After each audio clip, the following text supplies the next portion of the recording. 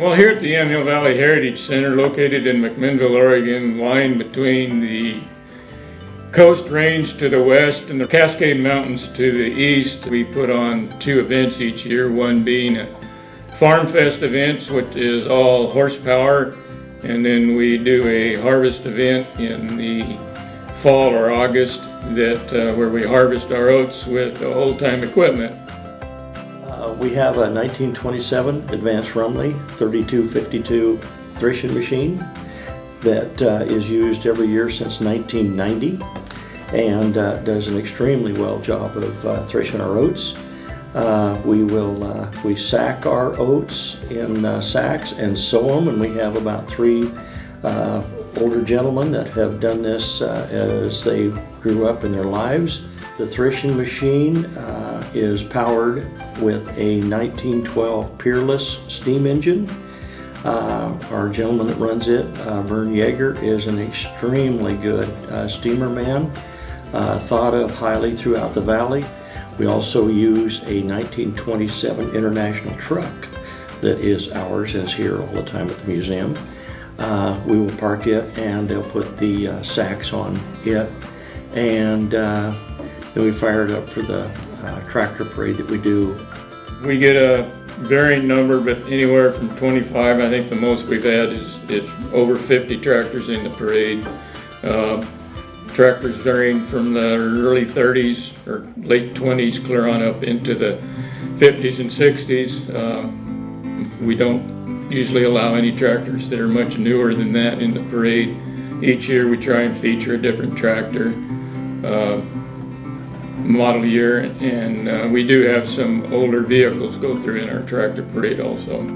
Here at the Heritage Center we have a couple of stagecoaches, one of them of which was hand-built here in the local area. Each year they pull it with 6 mules and give rides here at the Heritage Center. It's a very popular attraction. For all of our spring and our fall event, in particular the Harvest Fest, we have our covered wagon that we put outside, and the kids get to see how folks would have traveled back then. They get to see some of the tools and things you would have used on the trail moving out here. Well, we're very fortunate here at the Heritage Center to have a team of very accomplished blacksmiths. We have an operating blacksmith shop, and the team will come and do demonstrations of the different methods of pounding steel into tools that were very common for literally hundreds of years before we started making machine tools. The blacksmith was a key ingredient in every community. The other thing that we have is a sawmill, a turn of the century, 1900 Deluche sawmill. That sawmill was operating just north of here in Newburgh for many, many years, and it was moved here to the facility.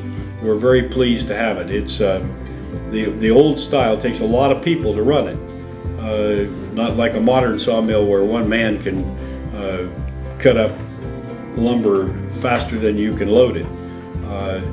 This sawmill takes a little bit longer than that because it was originally a steam-powered mill, but it does a great job, and we actually use a lot of the lumber that's cut there to build our buildings here. In fact, the sawmill and the blacksmith shop were both built with wood that was cut in the sawmill. We also have music and food during the day, and in our second building we have booths where people can display items that they may want to sell. And inside the museum here we have over 100 tractors varying, as David said earlier on the parade. We do use them for the parades and for shows and things like that. Each year in the Schoolhouse we actually have a woman here that portrays a school mom from the early 1900s that does a very good job of how school was taught in the early days. Actually, I've watched her demonstrate her classroom as it would have been done in the early years, and I've watched her do this, and she actually scares me. It's a far cry from what the schools are like today. She does. She scares me. Each year we bale some of the straw that comes from the threshing machine, and we do baling from the stationary baler to the powered baler that picks straw up in the windrow, and then we also have the case baler that we feature as a hand-tied baler, where you have to have one person on each side of the bale chamber poking wires and tying wires. And then we also have an Alice Chalmers round baler.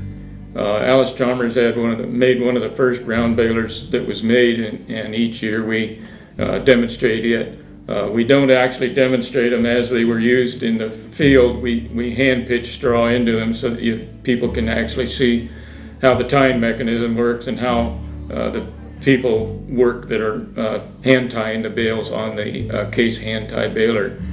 It's kind of unique that we've moved from a stationary baler that took at least 2 people pitching straw into it and 2 people tying, a person on the machine operating the machine that's driving it, to where now you can go out in the field and one person can bale with a baler and auto tie. It shows how progression has made the baling process much easier. So all of these things demonstrate the way it was to live in the turn of the century and before. It was a lot of work in those days, and it's good for people to see what their fathers and grandfathers had to do, because it's a lot easier today.